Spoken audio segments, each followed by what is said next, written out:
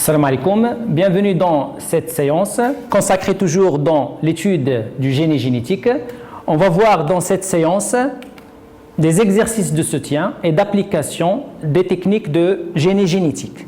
Donc, comme exercice, on va voir que chez l'organisme normal, il y a une glande qui s'appelle l'hypophyse et sécrète une hormone de croissance. C'est l'hormone de croissance humaine. Ça s'appelle le HGH. Chez certaines personnes, cette production de l'hormone HGH est insuffisante ou absente, ce qui provoque un arrêt de croissance du corps. Arrêt de croissance conduit à des personnes naines ou bien atteintes de nanisme. Donc, vous voyez ici une photographie qui représente une comparaison entre un enfant normal avec un enfant atteint de nanisme. Donc, pour remédier à ce problème, on va bien sûr traiter les jeunes atteints de cette maladie par des hormones de croissance, par injection régulière quotidienne de cette hormone. Donc, pour cela, on doit produire une quantité énorme de cette substance. Le génie génétique peut résoudre ce problème. Donc, grâce au génie génétique, la production d'hormones de croissance humaine se fait par des bactéries, ça s'appelle les colibacilles transgéniques ou bien les colibacilles transformés. Première question pour cet exercice, indiquez comment peut-on obtenir le gène d'hormones de croissance.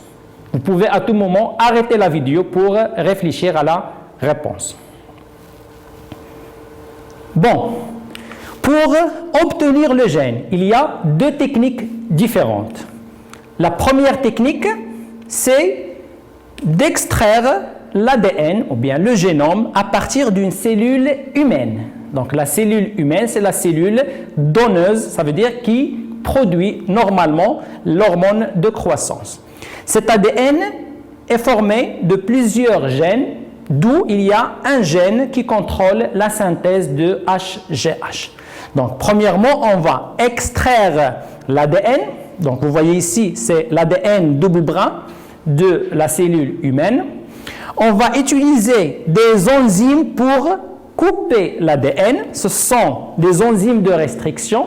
Exemple, on peut utiliser l'EcoR1 comme enzyme de restriction. Elle reconnaît une séquence nucléotidique bien définie.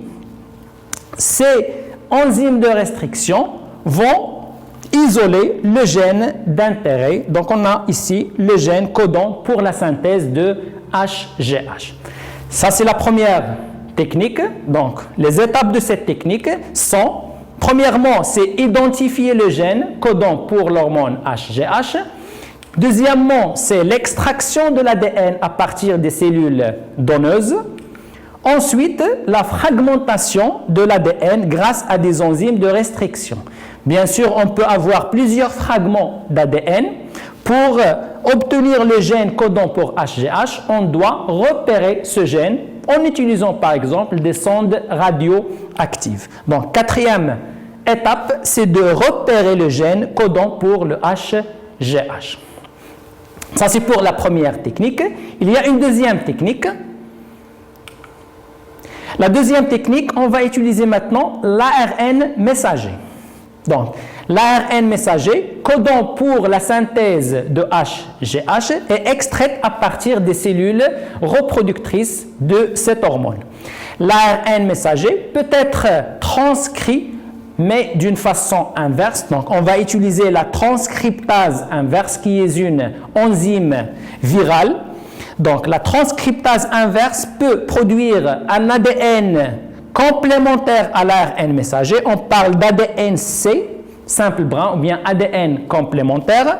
Ensuite, on peut amplifier cet ADN, ça veut dire on peut faire la polymérisation du deuxième brin par l'ADN polymérase pour obtenir notre gène purifié.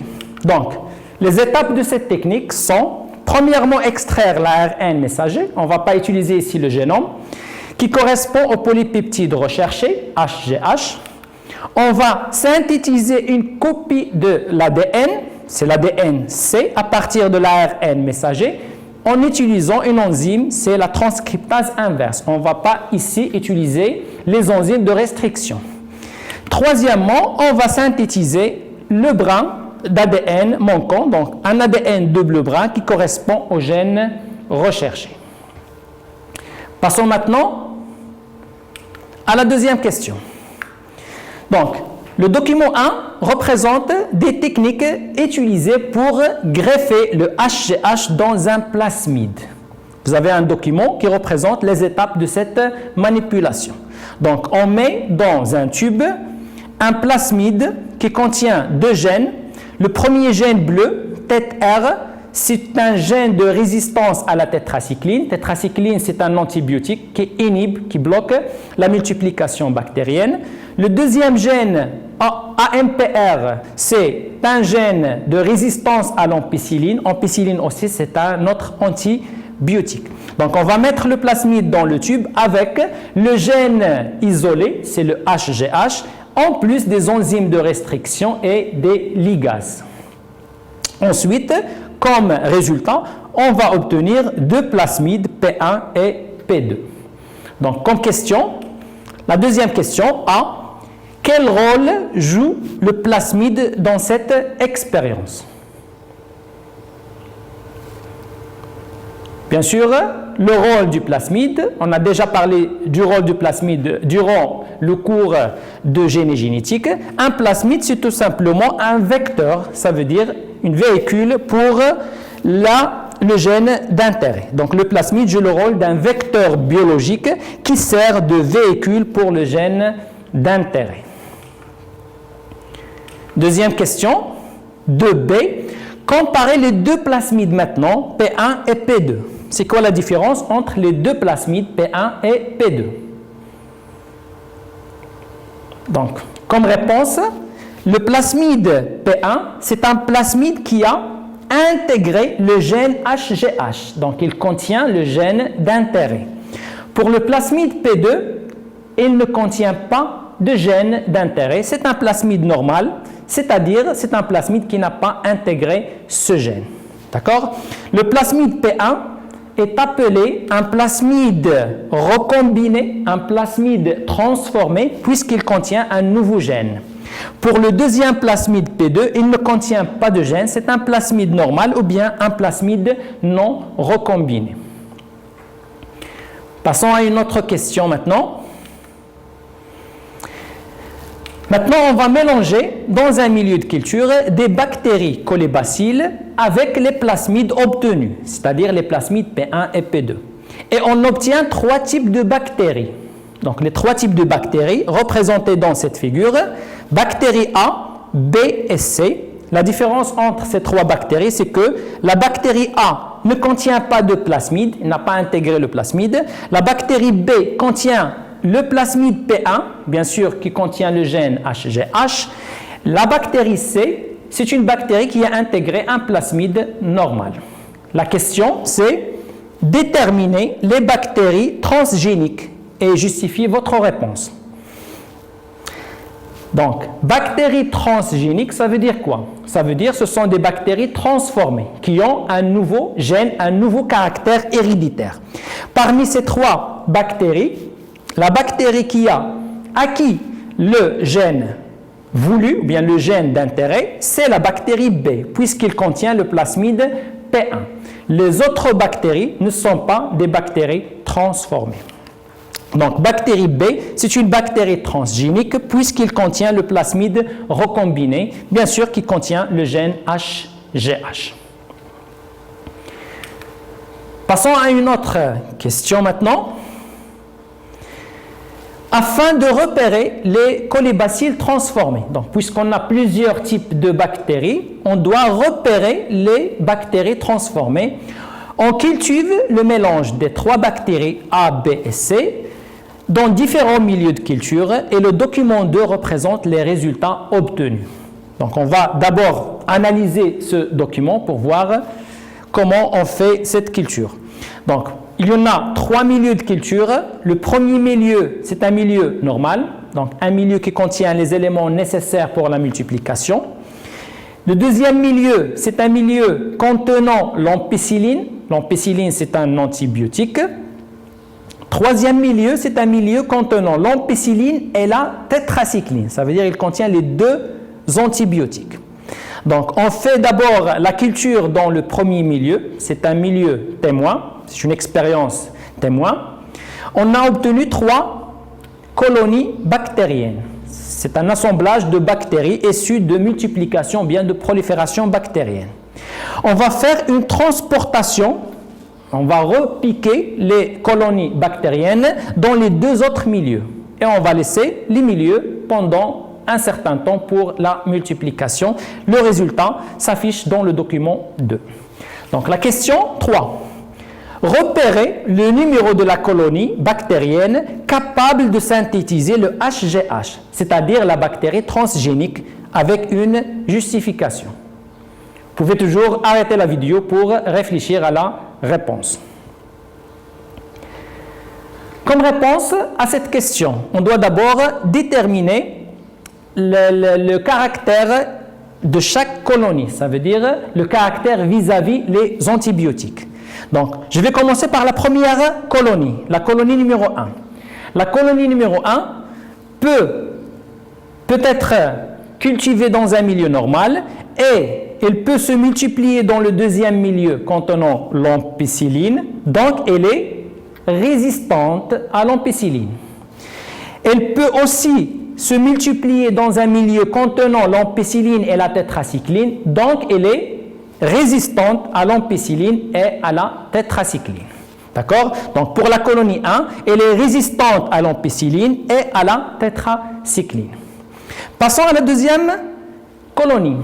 La deuxième colonie peut pousser dans un milieu normal et dans le deuxième milieu, c'est-à-dire qu'elle est résistante à l'ampicilline, mais elle ne pousse pas dans le troisième milieu, c'est-à-dire qu'il est sensible. Donc sensible, ils ne peuvent pas pousser. Donc ces bactéries ne peuvent pas pousser en présence de tétracycline. On a déjà dit qu'il est résistante à l'ampicilline. Donc pour la colonie 2, elle est résistante à l'ampicilline, le premier antibiotique, et sensible au deuxième antibiotique. Passons à la troisième colonie maintenant. La troisième colonie ne pousse pas dans le milieu 2, ça veut dire qu'il contient l'ampicilline, et ne pousse pas dans le troisième milieu qui contient l'ampicilline et la tétracycline. Donc la colonie 3 est sensible aux deux antibiotiques ampicilline et tétracycline. Donc la question c'est repérer la bactérie capable de synthétiser le HGH. Donc on va revenir aux bactéries transgéniques. La bactérie transgénique, bien sûr, c'est la bactérie qui a intégré le plasmide P1. Ça veut dire le plasmide qui contient le gène HGH. D'accord?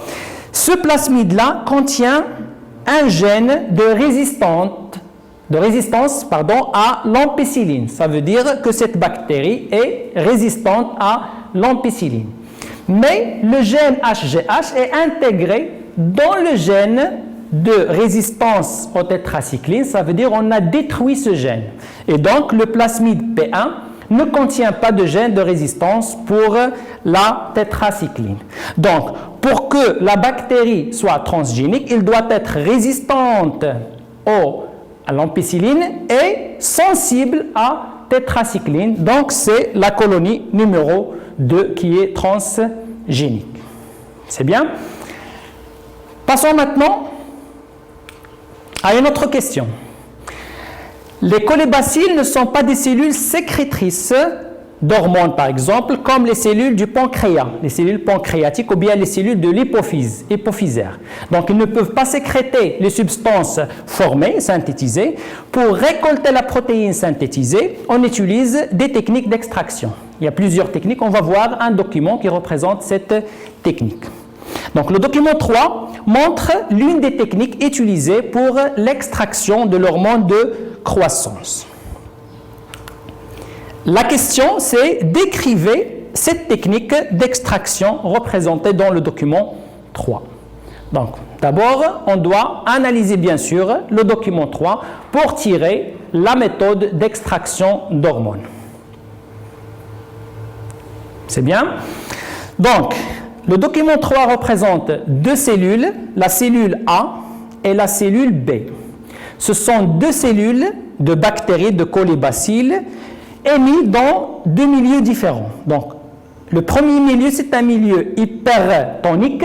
Hypertonique, ça veut dire un milieu avec une concentration élevée.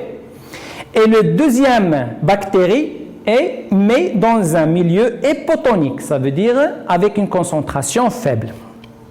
Donc, on voit d'abord que dans le premier milieu, il y a une accumulation de l'hormone synthétisée, de HGH, mais elle est accumulée entre la membrane plasmique et la coque rigide, c'est comme une enveloppe rigide qui entoure la bactérie. On parle ici d'un espace périplasmique. D'accord? Donc la cellule ici est plasmolysée, on voit que la membrane plasmique se détache du paroi ou bien de la coque rigide et l'hormone est accumulée dans cet espace. Mais dans le deuxième milieu hypotonique, on voit que les hormones HGH sont expulsées à l'extérieur. Par quoi? Par le cytoplasme.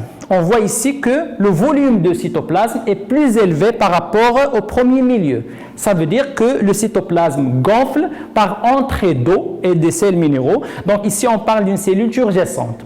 Donc ce gonflement de cytoplasme va pouvoir extraire et expulser l'hormone HGH à l'extérieur. Donc, cette technique, représentée dans le document 3, repose sur des milieux hypertoniques ou bien hypotoniques. Ça veut dire qu'on va changer tout simplement la concentration des milieux. Donc, dans un milieu hypertonique, l'hormone HGH s'accumule dans l'espace périplasmique et pour l'extraire, tout simplement, on va mettre la bactérie dans un autre milieu qui est hypotonique. Donc, milieu hypotonique, comme ça, le cytoplasme gonfle et rejette l'hormone à l'extérieur via les pores de la coque. Donc, merci pour votre attention et à la prochaine, Inch'Allah.